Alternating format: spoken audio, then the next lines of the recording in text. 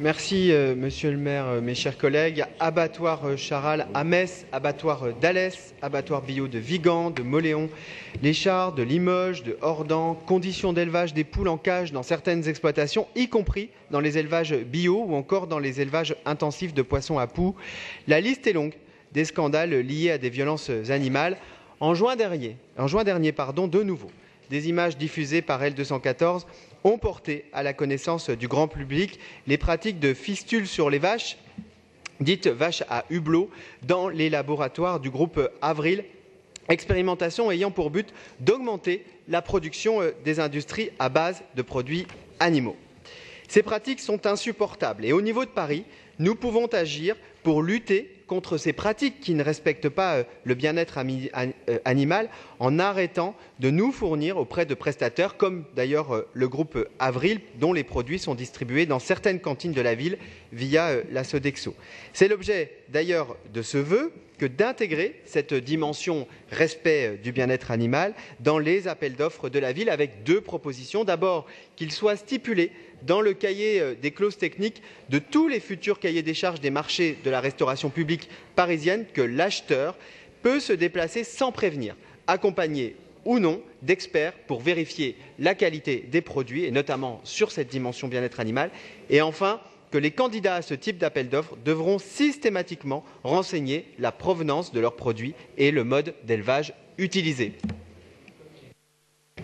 Je vous remercie. Pour vous répondre, la parole est à Aurélie Solence pour 2 minutes maximum. Merci. Le sujet de votre vœu est essentiel. Nous prenons de plus en plus en compte le critère du bien-être animal dans nos marchés. Il reste bien sûr de nombreuses marges de progression pour que tous les gestionnaires des restaurants municipaux adoptent des clauses plus strictes et plus systématiques. Néanmoins, nous avons fait déjà un chemin important, autant en termes de provenance de la viande que de mode d'élevage. En ce qui concerne la traçabilité, dans le cadre des contrats alimentaires, l'information sur l'origine des viandes est une obligation réglementaire pour les fournisseurs.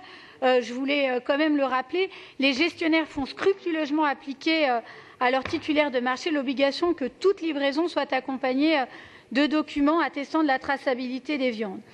En ce qui concerne les modes d'élevage, la mise en œuvre des objectifs du plan alimentation durable, nous allons atteindre en 2020 les objectifs de 50% d'alimentation durable, c'est-à-dire une alimentation issue de l'agriculture biologique et ou labellisée.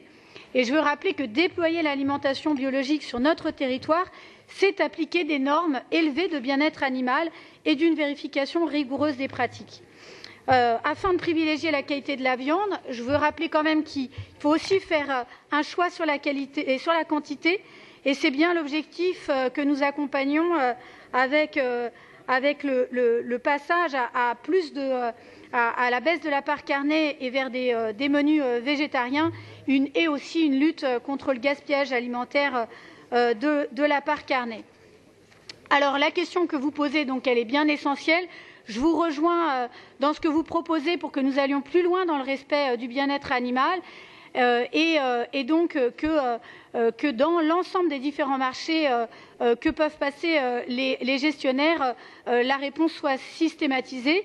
Je vous propose donc que le prochain plan alimentation durable de la ville inclue un axe de travail sur la prise en compte du bien-être animal dans les marchés alimentaires.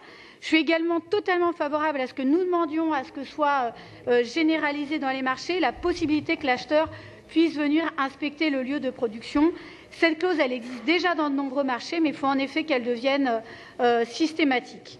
Aussi, donc, avis favorable si vous acceptez l'ensemble des amendements que nous vous avons proposés. Je vous remercie. Est-ce que les amendements sont acceptés? Très bien. Je mets donc aux voix le vœu 61 ainsi amendé du groupe écologiste de Paris. Qui est pour? Qui est contre? Qui s'abstient? Il est adopté. Nous examinons le vœu 62 relatif à l'emploi des avertisseurs sonores. La parole est à Geoffroy Boulard.